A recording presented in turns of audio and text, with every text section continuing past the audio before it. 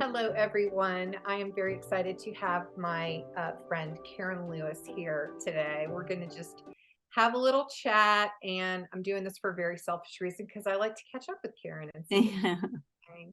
I'm so glad that you could take time for me. I know it's busy, and with the time difference, it's tricky sometimes. So It tell us is where you're tricky. at. So I'm in Leeds in Yorkshire, UK. So in the north of the UK, north of England. And our clock, I'm just looking out the window now, actually.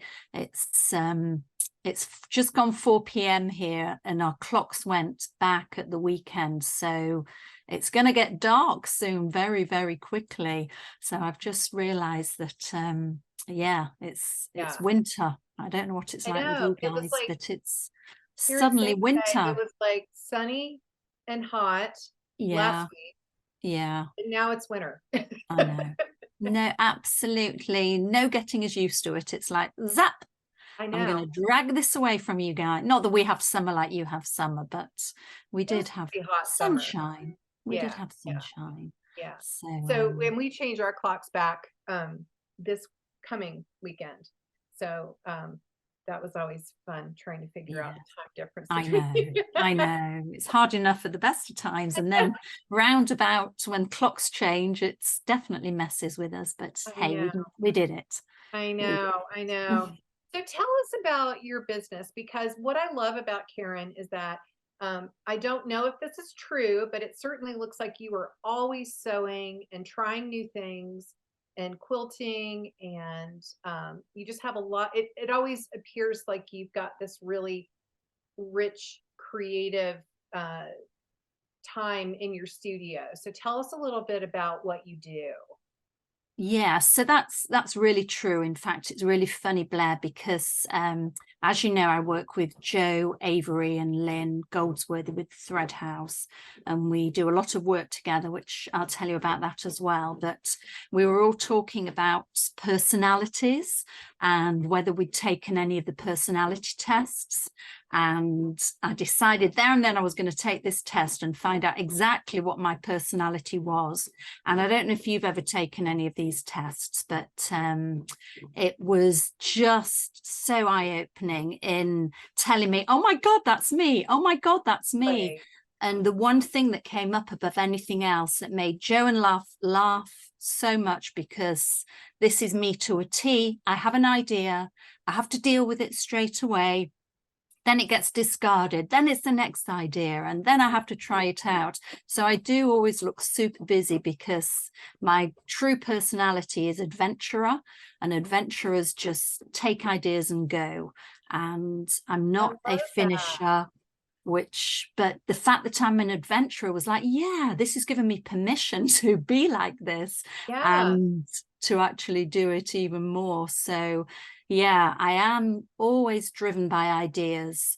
I take the dog for a walk in the day and I come back and I've got ideas and I'm like, I've just got to try this right now. I can't do anything else until I've scratched this itch and I've tried it out. So I have a pile of well, not even half started, part started projects because I just cannot help myself to just dive straight in and try things out. So when you Um, do all those try things out and you've got this stack, do you find yourself um, you work on it, you put it in a stack to let it sort of just brew in your mind? Do you pull it back out? Do you like what percentage do you pull back out and actually work on o- to completion? okay. So that's really interesting because yeah, there's some things that you scratch that itch and it's like, I know straight away if it's going to work or not. And I'm pretty good on that. And if it's something that's not going to work, it just literally goes into the bin because there's no point it filling up my headspace, my shelf space, or anything. And I just discard. I'm very quick to move on, forget about it and move on. And then I have things where I'm loving where it's going, and I might end up spending a little bit more time on it than I possibly should, because I should be doing something else that's on the real to-do list. And then there's a pile of things, yeah, that I've tried them and thought, this is going to work, but it's not the right time for it. So yeah, I'd say a good half go in the bin. You know, you've had this idea, you try it out, because I have to try it to know whether it's going to work or not, and then I discard. So then it's cleared my head in a way. I've done that trial and seeing, so I don't have to hold it in my head. I can just move on. I love that approach of, you try it, and if you feel like it's just not going to work, that Mm, you allow yourself to discard it. Because I think sometimes when we experiment with things, just the mere idea that this was hand sewn, or it was something I was thinking about, even if it doesn't speak to us at that particular moment, um, and we feel like it's a no-go, sometimes we're really hesitant to discard those things. mm, And I do think that when we keep a stack of things in our studio that maybe we know we won't finish, or that it's like, I know that I've done pieces that felt highly problematic in some way of construction, but I mm, thought in the back of my mind, I could probably fix that. But I knew in my heart, the second I put it down, that I wasn't going to fix it. yeah, And I do think that those unfinished things take up emotional space for us in our yeah, studio. Whereas if we give ourselves permission to just pass yeah, them, or throw them yeah, away, or yeah. I don't know, turn it into a pot holder or something, Exactly, that exactly. it just Yeah, feels better.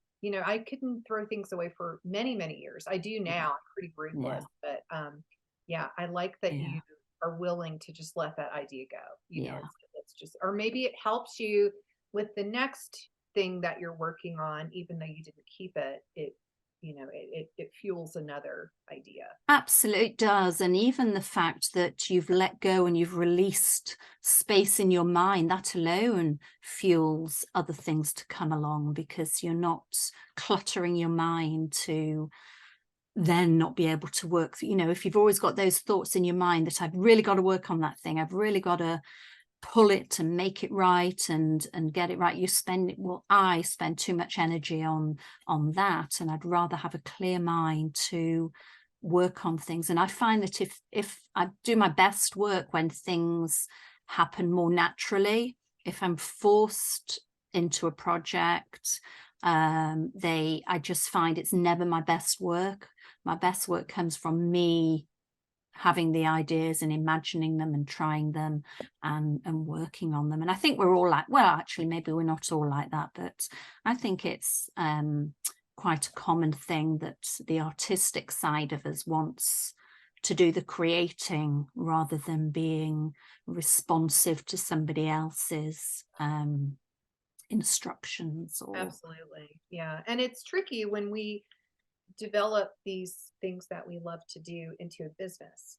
That brings in a whole other element. It's yeah, like, I know I'm working on a pattern, an embroidery pattern right now that I did 2 years ago. And I sort of, in your words, scratch that itch at that yeah, point. I taught it as a standalone workshop, live workshop, and then put it away. But I've had so many people ask me if I would release it as a standalone pattern. I thought, well, maybe I'll just stitch it, but I'm mm, stitching it again, even though yeah, I would rather do something else. But I'm trying to yeah, like rally and say, okay, well, we'll just change up the colors and make it yeah, feel new. yeah. Yeah, but it's tricky when you um, do what you love for a living.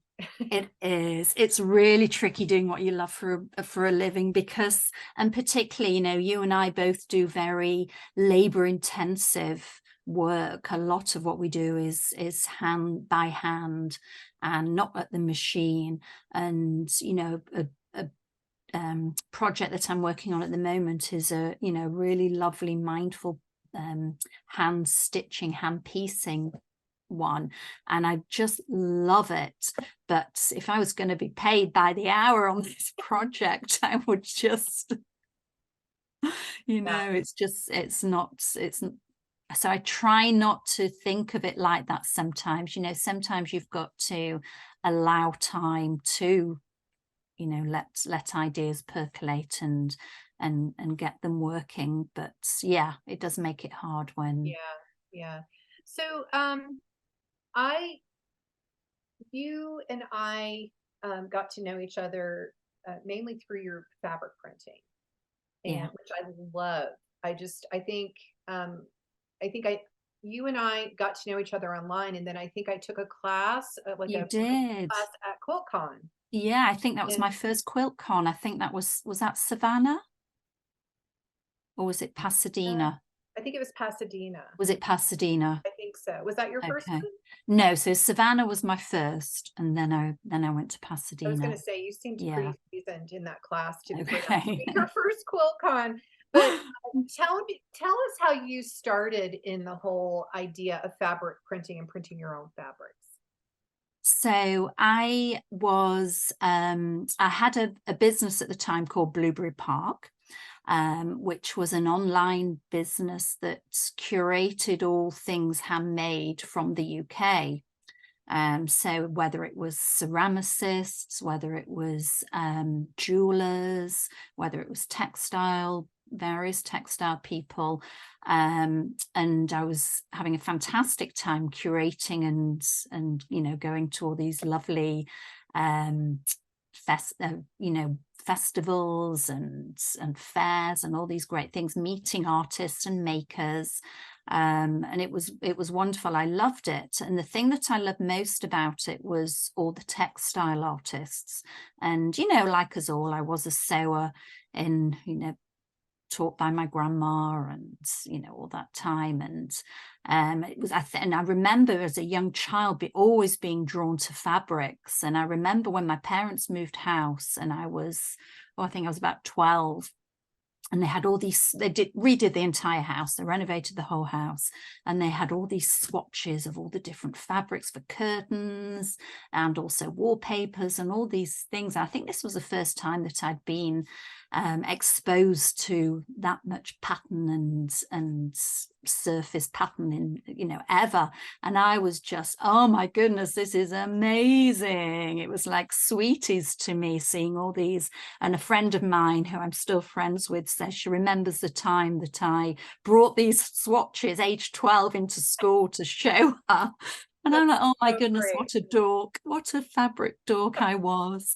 And so I was always drawn to it. So when I was doing Blueberry Park, my business, it was the textiles that I, was absolutely loved. And it got me sewing again by seeing other people's and getting inspired. And one thing led to another. I was then stopped buying anybody else's things for the website, and I was just making everything myself. And at first I was making things from other people's fabrics. I discovered hand printers around the world, mainly in Australia. There seemed to be a glut of hand printed textile artists in Australia, and so I was making everything with all other people's fabrics. And I just suddenly, like these things happen, the penny dropped one day, and I thought, I need to learn how to make my own fabrics. I need to learn how to print my own so that everything I'm selling and making is basically recognized as me in the whole entirety. So I booked on a screen printing course and fell absolutely madly and passionately in love with this. It was just like everything all in one thing that I loved. Fabric, the textile, tactile aspect, pattern, color. It was just everything. And I just completely fell in love with it. And it just became what I was and what I was doing.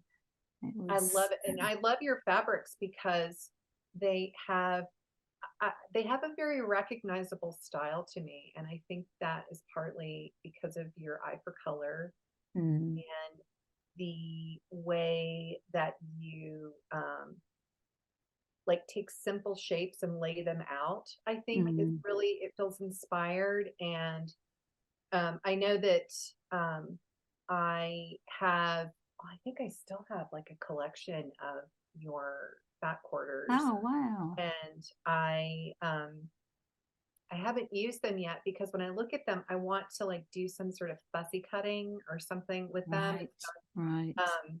I've used a few of them, and the rest of them, like, no, I think I want to do like this, and so I just haven't had a chance to Yeah. take them. But Well, just keep yeah, petting them every now and then. yeah, I mean, that seems to suffice for now. Yeah.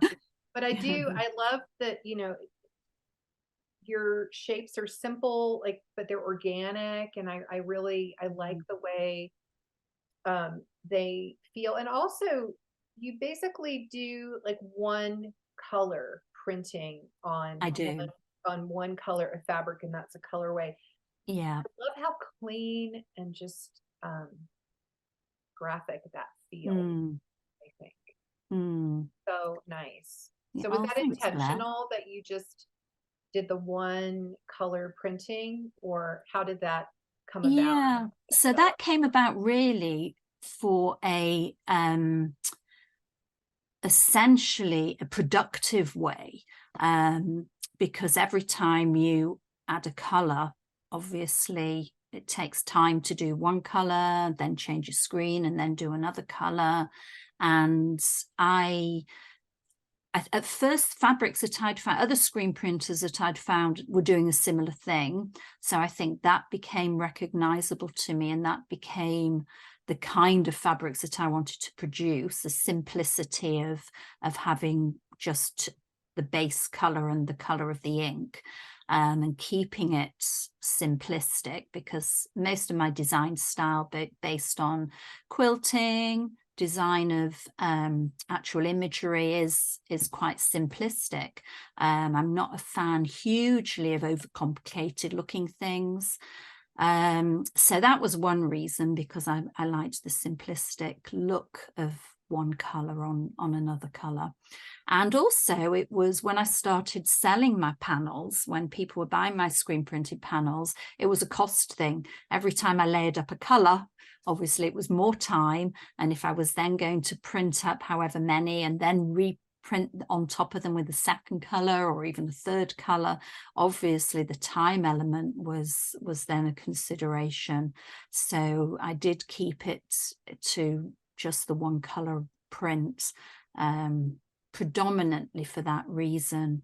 A couple of years ago, I played around with introducing, because I have a fabric club, and I print a bundle up, and I played around with a couple of the fabrics in the bundle by making them duo colored printing. And it was just, it took too much time. It overcomplicated things. And again, it goes back to, you have an idea, if it's working and it's great, stick with it. And that's my style, and that's what sometimes, I don't know about you, but sometimes you try and be something to everybody. And I think it's really important that you don't change who you are and what you do to make everybody happy. I think you have to work on what you do yourself, and if people like it, they like it, and if they don't, then that's how it is. I agree. I agree. I um, think that as business owners, we want to do things that are appealing to people. And I think it's mm, important for us to, I mean, that's sort of my creative playtime when I'm like trying out all of those things, probably you yeah, too. But then you have to understand and know when it's not probably the yeah. direction that you want to go in. And, I do think Mhm. that this one color graphic organic feel to your fabrics is very recognizably you. And I Mm. think it's such a great style. Tell us about your fabric club. So my fabric club is, so I've had a break from it this year in 23, because I've been doing it since 2016. So I had been doing it for a good 7 years, and basically people sign up at the beginning of the year, and I have 6 editions in the year. So it's every other month you get a little bundle drop in your post, and you can choose between. So my panels are, because of the size of the screens, my panels are 14 inches by 18 inches. So I make up a bundle, and I generally use 3 or 4 designs, and each bundle will be a color theme. And I'll alternate the color theme each month, so that you might get a autumnal color theme around the October time. You might get more springtime colors, pastels later on in the year, and hot colors. So yeah, basically people sign up, and you then sign up to what that edition is that year. I try and have a theme each year, so there's a theme coming through, and it's recognizable as that year's fabric So will you club. be doing that next year? Yeah, I'm hoping to. I'm really hoping to. I've missed doing it this year. I really needed a break from it, but I have missed doing it. I've missed the connection to the audience, because every customer is wonderful, and it's lovely putting things out for people like that in a more personal way. And yeah, I have really missed it, but I wanted to. There's several people that have popped up doing something a little bit similar in the years that I've been doing it. And that was one reason I stopped, because I felt I needed time to just rethink what I was doing, so I could come back to me and make it a little bit more personal again. Right. So yeah, I'm hoping that it'll be ready to kick off in 24 again. And then you mentioned Thread House that you do with Lynn and Joe. And could you Yeah. tell us a little bit about that? Because that's happening now and will continue to happen, I assume. Yeah, it will. So the 3 of us are UK based, and we started off originally being UK retreats, sewing retreats, and also releasing patterns. And then COVID hit, and obviously those real retreats went by the wayside very, very quickly. So we'd been talking just before lockdown, coincidentally, about doing some retreats online, because our audience had grown through our patterns and other places. And we thought we need to be able to reach this wonderful world out there, all these wonderful people that we've all met and know, more easily than real life retreats. So we set up, well, we were kicked into action when Joe is the one who just pushes us into action. We have these ideas, and we have this list of ideas, and we're like, yeah, we're going to do that someday. Yeah, we'll do that someday as well. And then Joe is like, right, we are doing this, and we are doing it now. And Lynn and I are like, okay. And so we had talked about virtual retreats, and then COVID hit, and literally within a week or 2, we set up our first virtual retreat online during COVID, and they were very, very popular, mainly because of COVID, and we were all at home, and we all needed that contact and something to do. So they were fantastic. And they led on to what we have now, which is our academy. And we have the Thread House Academy, whereby we have termly concepts, and people can sign up to take just one class. They can sign up for a term. They can sign up for the whole annual, and have access to all the online. Everything's online, so nothing's in real time. It's all available to watch whenever, on demand. Exactly. So our classes drop the 1st of the month, which is today, so people can sign up and log in whenever they've got time from today for that class. And it's fantastic. It's great. It's a really lovely way to gather people, and for them to all gather and meet each other, which has been amazing. And we try and have, well, we have themes each term, so that one of the things that we were very keen on was, oh, you're not signing up just to make this quilt, and here's another quilt you can make, and here's another quilt you can make. We wanted really to educate people and to help them become independent, which seems a little bit counterproductive to having an online format for them. But I feel very strongly that I want people to become confident sewers. I want them to be able to think and derive and go off tangents on their own. So we try and have these themes where people can make the little project that we're suggesting, but take the instruction to use in other. Their own. Yeah. Yeah. I love that. Yeah. I love that. And I think that since COVID, people look for that sort of thing. They look for a more, a fuller experience online. Yeah. Which, Yeah. I appreciate too. I like online classes as well. So yeah. And I don't think those are going away anytime soon. So no, I don't think so. I mean, people are definitely busier again. And out and about, but there's definitely still the space. Yeah, you can So sit down when convenient. you're ready in your own sewing space. Absolutely. Yeah, I love absolutely. So yeah. what are your inspirations just overall? What are you inspired by? Oh my goodness, I'm inspired every day by Instagram and what goes on in there. I'm inspired by my surroundings. We moved house, gosh, it's 8 years ago now, and we now live in the country. So I look out onto fields and I'm inspired by nature, and I'm inspired by space and space in my head. And I get that from being in the country. I don't know, you probably feel the same where you are now, as opposed to a bustly city.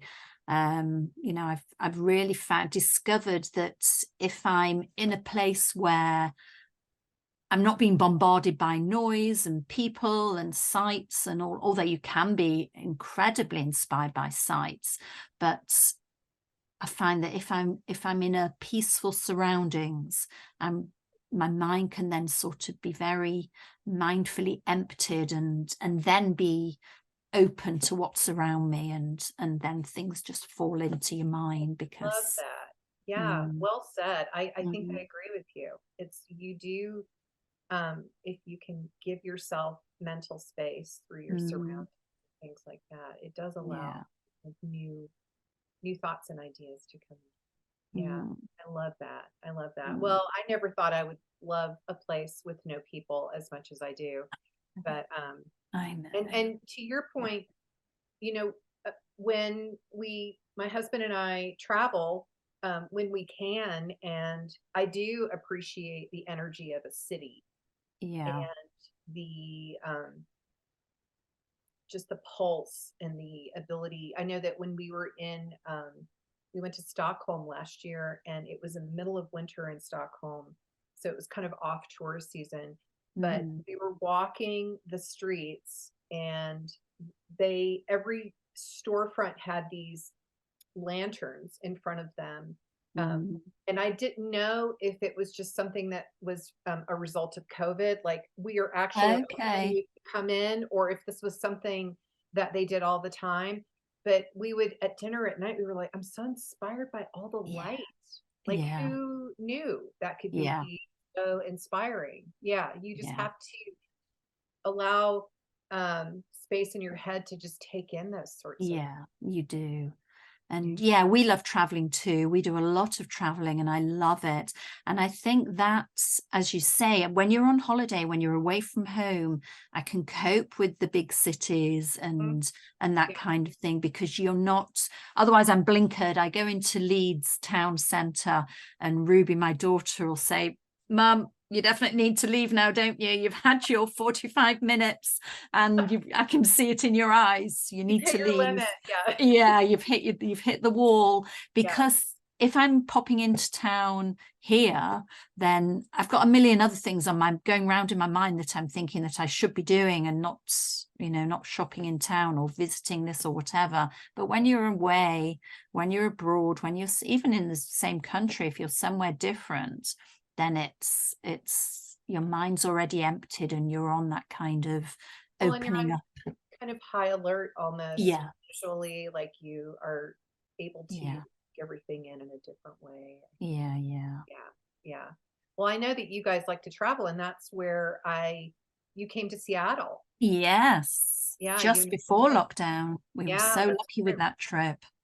Yeah, Yeah, little did we know when we were sitting in that restaurant that I the whole know. world was about to I change. know. It was just, it's bizarre when you think about it, isn't it? No, it is. Yeah. It is. So let's see, what's your favorite time of day to just sew or quilt or just make things with your hands? So I my life, like all of us, is defined by COVID, pre-COVID and post-COVID. So pre-COVID, I would have said my favorite time of day was this kind of time. So it's between 4 and 5 p.m. now. And I will have done my work bits, and then I would allow myself, before everybody came home from work or school or wherever they were, and I would just think, right, I've had a good day, I've been constructive. I'm now going to allow myself time to just sew and experiment, have a play, work on something.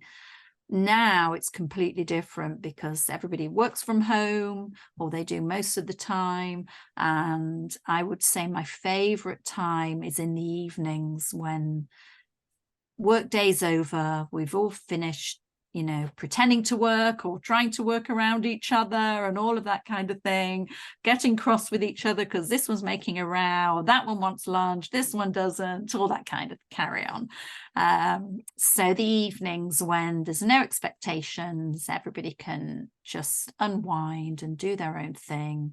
So yeah, that's very much I agree with you. I like yeah, that too. Yeah. yeah. We just And have it's a time. better light. Sorry, I what did you, I missed that? have strong lights. You I have do. to have strong lights, very strong lights. I Yeah, know. absolutely. And we can't watch Yeah. any like foreign films I because know, of I you. know. I've got so many foreign films and programs on my list that I want to watch that, No, too busy sewing. I know. Too Yeah, busy it's sewing. it's all about Yeah, choices. Yeah. it Yeah. is. Yeah, it is. Well, thank you so much. And I wanted to mention your wonderful book, Screen Printing at Home, and I will link to it. But it Oh, is thanks, um, Blair. such a great resource if you are interested in learning from Karen her sort of printing style and how she makes her beautiful printed fabrics. But we'll have all the links below. Thank But you. thank you, Karen. Why don't you come to Lovely San to chat Jose? with you, Blair. Oh, yeah, Yeah, absolutely. We I need to love sort that. that. Yeah. Yeah, Yeah. yeah. All right. Oh, it's Thank lovely you. to chat with you. Bye Thank bye. you. Bye.